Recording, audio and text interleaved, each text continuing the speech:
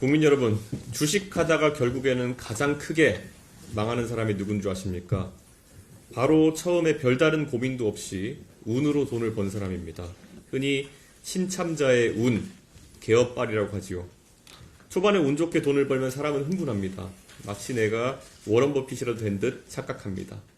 그러다 결국 브레이크 풀린 차처럼 폭주하다가 크게 망할 수 있습니다. 저는 지금 이재명 정권이 그런 개업발 정부가 되지 않기를 바랍니다. 계엄 정국이라는 구조적 눌림목이 풀린 것을 자기 실력이라고 착각하고 폭주하면 안 됩니다. 최근 코스피 지수가 보여주듯 국민 경제의 신뢰는 흔들리고 있습니다. 게다가 10억이냐 50억이냐 대주주 기준 하나도 당정 협의로 원만하게 합의하지 못하고 시장의 불안감을 키우는 걸 보면 참 안타깝습니다. 코스피가 어디까지 빠져야 정신을 차리실 겁니까? 여기에 최근 구윤철 부총리의 한국 증시 PBR 10 발언까지 겹쳤습니다. 젊은 세대가 경제를 바라보는 관점과 언어, 그리고 기성세대의 주관점이 얼마나 다른지를 보여주는 명백한 촌극이었습니다. 국민들은 대통령께서 과거에 작전주로 돈 좀 벌어봤다는 무용담을 늘어놓는 것보다 작전주가 아니더라도 정당하게 돈을 벌 수 있는 구조적인 변화를 만들어달라고 요구하고 있는 것입니다. 대한민국 국민들은 지도자를 선택할 때 크게 두 가지 기대를 갖습니다. 첫째는 품성을 기대하며 선택하는 도덕적 지도자. 둘째는 실력을 기대하면서 뽑는 실용적 지도자입니다. 박근혜, 문재인 전 대통령은 전자에 가까웠다면 이재명 대통령께서는 본인은 인정하고 싶지 않으시겠지만 사실상 이명박 전 대통령과 같은 실용적 지도자의 기대를 안고 출발했습니다. 따라서 이재명 대통령의 키워드는 분명했습니다. 실용, 그리고 탈이념이어야 했습니다. 근데 지금 정부는 정반대의 길에 가고 있습니다. 교조적 사고에 빠져 돈 퍼주기, 증세, 편향적 인사에 몰두하고 있습니다. 합리 대신 교조, 실용 대신 도그마. 국민들은 이럴 거면 중도보수라는 간판은 왜 걸었느냐라고 묻고 있습니다. 대통령께서는 후보 시절 스스로를 중도보수라고 규정했습니다. 그러나 그 의미를 곱씹어 보면 대통령 머릿속에는 전교조와 민주노총이 가운데, 즉 중도라는 인식을 했다는 겁니다. 생각해 보십시오. 김정은 입장에서는 우리 모두가 오른쪽일 것입니다. 극우 농객 전한길 씨 눈에는 이준석이 왼쪽으로 보일 것입니다. 이런 상대적 인식 자체가 조소할 만한 일입니다. 마찬가지로 전교조와 민주노총을 중도라고 인식하는 것 또한 착각입니다. 이것은 균형이 아니라 좌표 자체가 어긋난 것입니다. 인사 문제를 보겠습니다. 이재명 정부는 검찰개혁을 외치고 있습니다. 그런데 법무부 장관의 검찰 출신은 배제했습니다. 아마도 당사자주의가 자신의 출신 집단에 대한 온정주의를 가져올 수 있기 때문일 것입니다. 그렇다면 교육부 장관은 어떻습니까? 전교조 출신에 앉히면서 균형을 말하지만 실제로는 균형이 전혀 없을 겁니다. 교총 출신 교육부 장관을 찾으려면은 1990년 노태우 정부까지 거슬러 가야 됩니다. 이번 지명자가 SNS에서 했던 수많은 과격한 표현은 교육정책의 수장이 되기에는 매우 위험해 보입니다. 관용차를 인도에 세웠다는 지적이 여러 번 있었다면 그것은 우리가 경계하는 갑질 DNA가 몸에 밴 것입니다. 그리고 천안함 피격 사건을 두고 이스라엘 잠수정과 충돌했다라는 음모론을 믿었다면 그것도 황당합니다. 제가 지난 대선 토론 때도 짚었지만 천안함 관련 음모론을 믿을 정도면은 부정선거도 믿었을 가능성이 높습니다. 그런데 이러다가 교육부 장관 청문회에서 최경진 후보자가 과거에 부정선거는 안 믿었는지 따져물어야 할 판 아닙니까? 며칠 뒤 대통령께서는 아주 중요한 정상회담에 나가십니다. 그런데 미국 정부가 우리 신정부를 어떻게 보겠습니까? 한쪽에는 민주노총 출신 노동부 장관, 다른 한쪽에는 전교조 출신 교육부 장관 후보자. 아무리 마가니, 마스가니 하는 글자가 쓰인 모자를 쓰고 친한 척 웃는다 해도 그것은 파트너십이 아니라 기만 행위로밖에 보이지 않을 것입니다. 외교 무대에서 국격이 추락하는 모습을 국민들이 지켜보게 돼서는 안 됩니다. 이재명 대통령께 간곡히 말씀드립니다. 최교진 교육부 장관 후보자의 지명을 지금이라도 철회하십시오. 청문회에서 더 큰 사고가 터져 국민에게 실망을 주지 않도록 하는 것이 최소한의 공적 책임입니다. 지금 필요한 것은 교조적 고집이 아니라 실용적 균형 감각, 패거리식 인사가 아니라 국민에게 희망을 주는 인사입니다. 개업발로 흥분한 정권이 아니라 국민의 삶을 안정시키고 대한민국을 실용적으로 이끌어 나가는 정권이 되기를 야당으로서 강력하게 촉구합니다. 다음으로 청와대 대표를 모두가 남겠습니다. 예, 김용범 대통령실 정책실장이 노란봉투법에 대해서 문제가 생기면 다시 개정하면 된다라고 합니다. 듣고도 믿지 못할 수준의 허튼 소리입니다. 국가 경제에 있어서 제도적 안정성, 예측 가능성이 얼마나 핵심적인 요소인지는 더 말할 필요가 없을 정도입니다. 그런데 대통령실의 정책실장이라고 하는 사람이 제도적 안정성의 중요성에 대한 최소한의 이해도 없는 수준 미달의 발언을 쏟아내고 있습니다. 도저히 국가 정책을 맡길 수 없을 수준의 위험한 인식입니다. 국가 정책을 아니면 말고식으로 운영한다면 대한민국을 어떻게 신뢰할 수 있겠습니까? 제도를 신뢰할 수 없으면 대한민국에 투자를 할 수도, 한국에서 기업을 창업하고 운영할 수도 없을 것입니다. 무신분립입니다.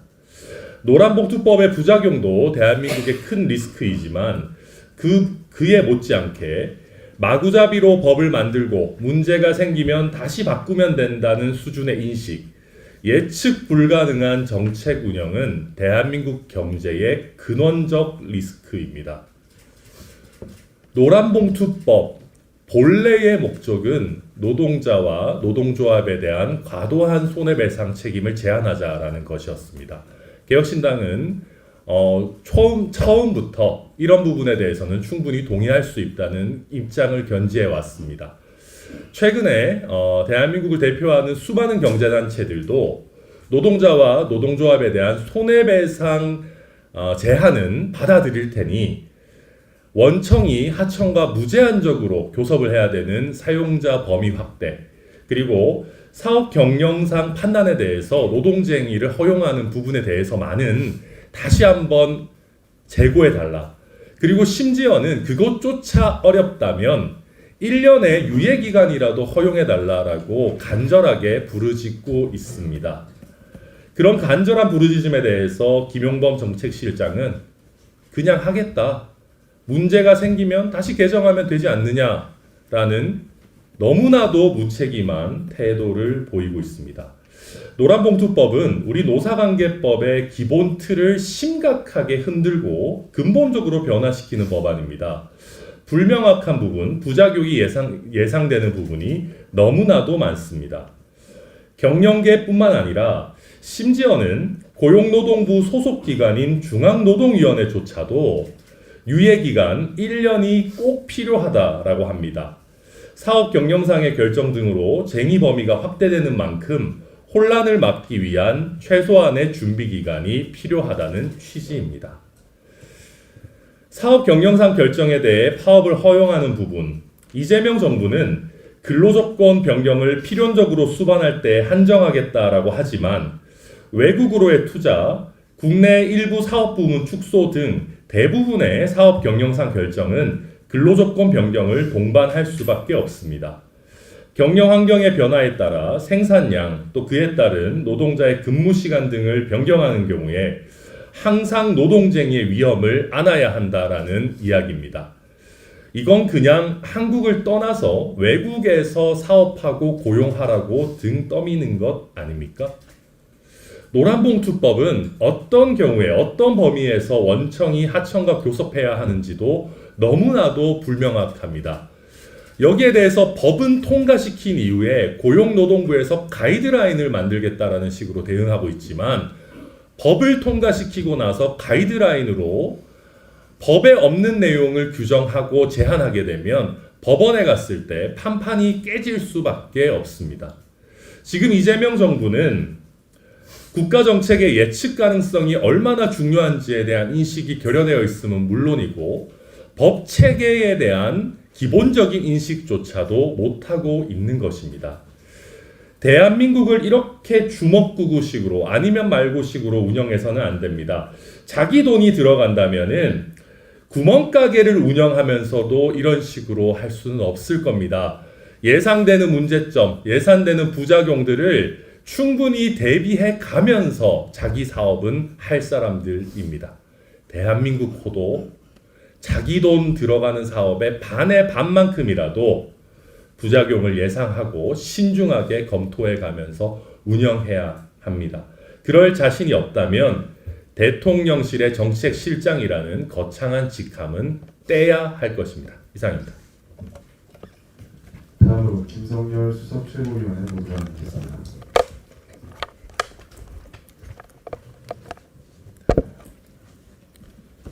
예, 또다시 소방관이 목숨을 잃는 안타까운 사고가 발생했습니다.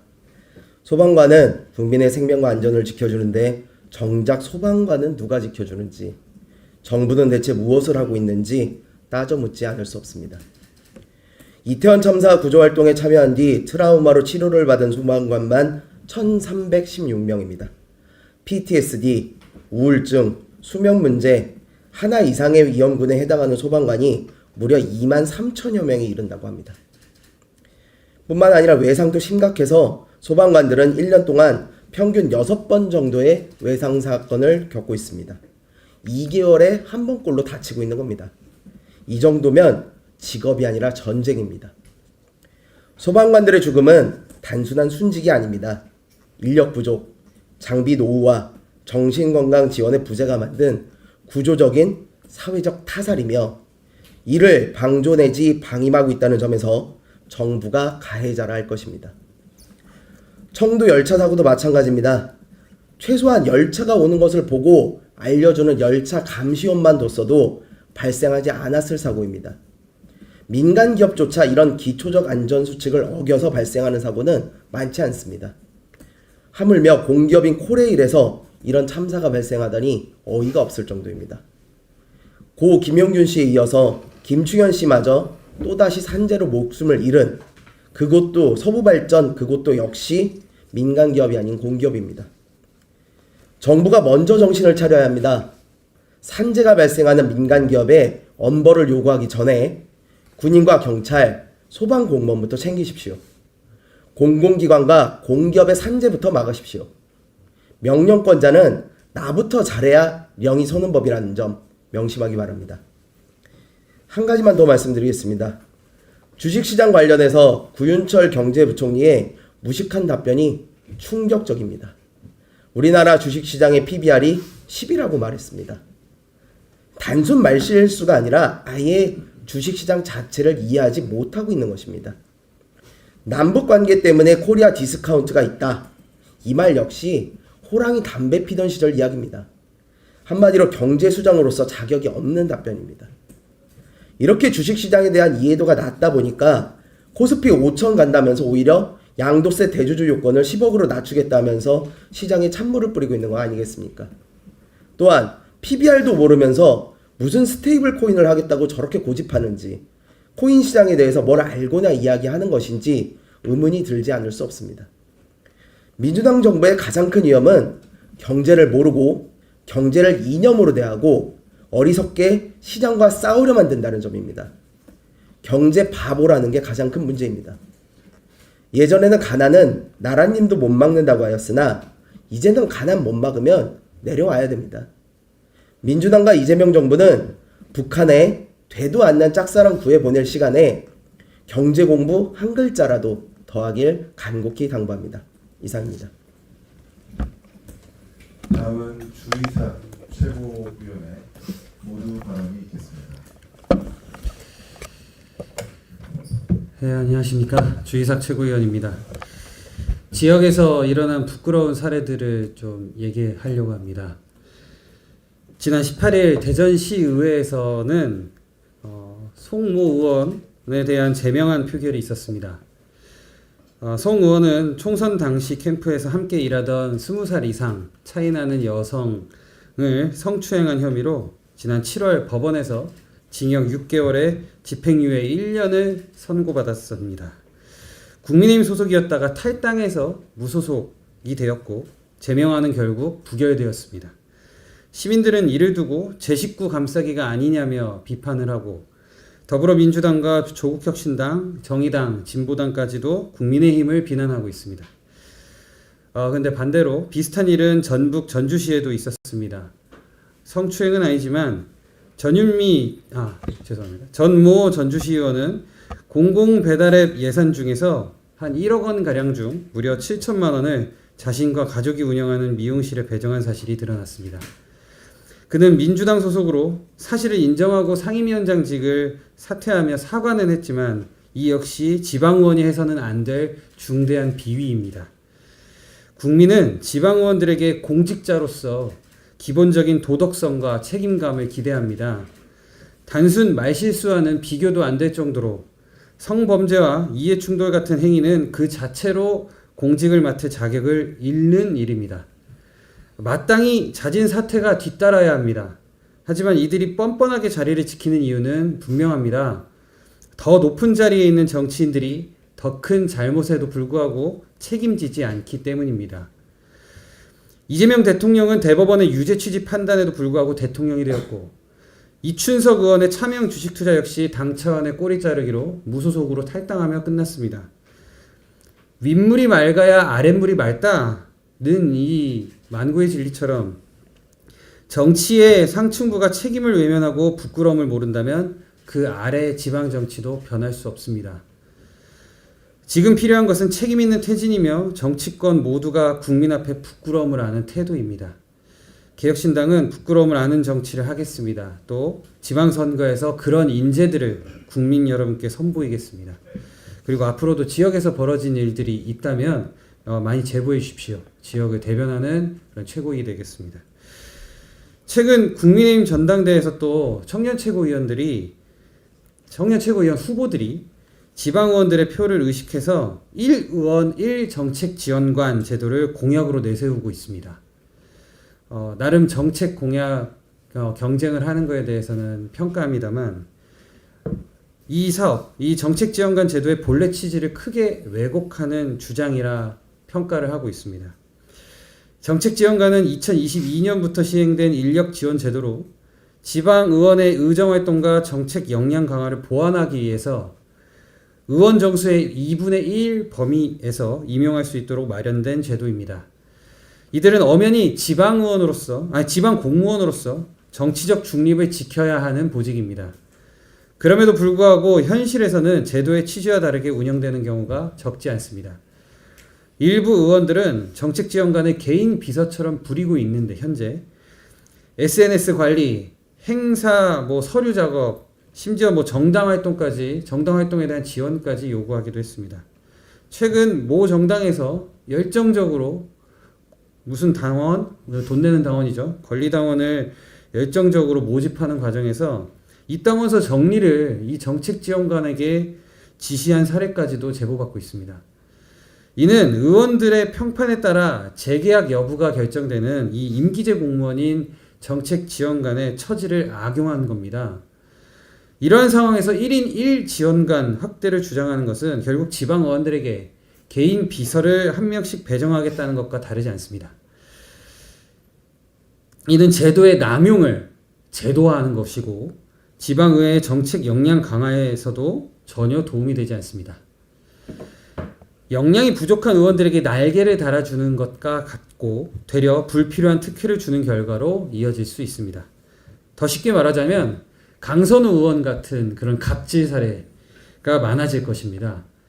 지방의원에게 필요한 것은 개인 비서가 아니고 정책 역량을 키울 수 있는 제도적 환경입니다.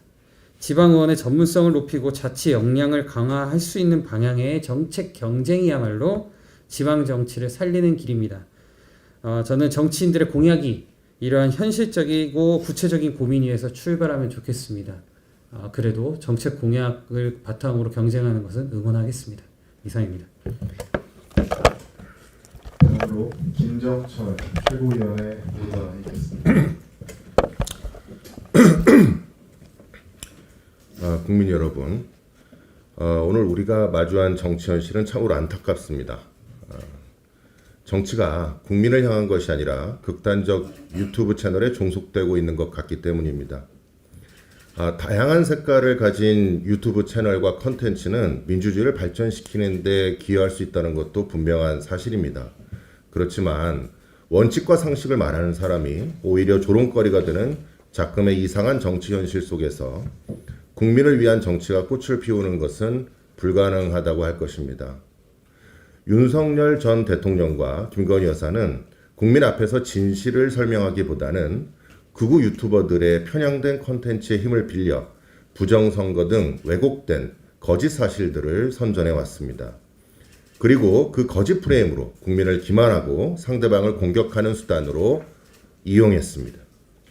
검증이 없는 선동, 사실 왜곡, 음모론이 국정소통에 탈을 쓰는 순간 민주주의는 허물어지고 정치의 원칙과 상식도 무너집니다. 또 한쪽에서는 국회의장이라고 하는 중립성이 가장 중요한 헌법기관의 수장이 매불쇼라는 특정 유튜브에 출연하는 일이 벌어졌습니다.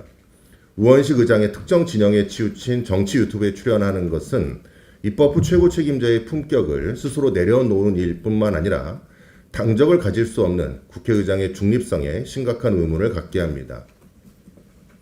의장의 자리는 국민의 권리와 헌법을 지켜내는 엄중한 자리여야 합니다. 물론 예능 프로그램의 출연 등을 통해서 국민과 한층 가까워지는 계기와 기회로 삼을 수도 있습니다. 그러나 원칙과 상식이 아닌 상대 진영에 대한 조롱과 희화를 일삼는 유튜브 채널에 출연하여 국회의장의 권위를 무너뜨리는 모습은 국민의 한 사람으로서 참 보기 힘들었습니다. 극단 유튜버들이 자신들에게 의존하는 대통령, 국회의장, 국회의원들의 배후 세력을 자처하며 의기양양해야 하는 모습도 이제 그만 보고 싶습니다. 얼마 전에는 김어준의 더 파워풀 콘서트가 열렸습니다. 그 파워풀이라는 그 이름처럼 문재인 전 대통령, 우원식 국회의장, 김민석 국무총리 당시 후보자, 정청래 더불어민주당 당대표 후보자 등 여권의 핵심 파워풀한 인물들이 참석했다고 합니다. 이게 정상입니까?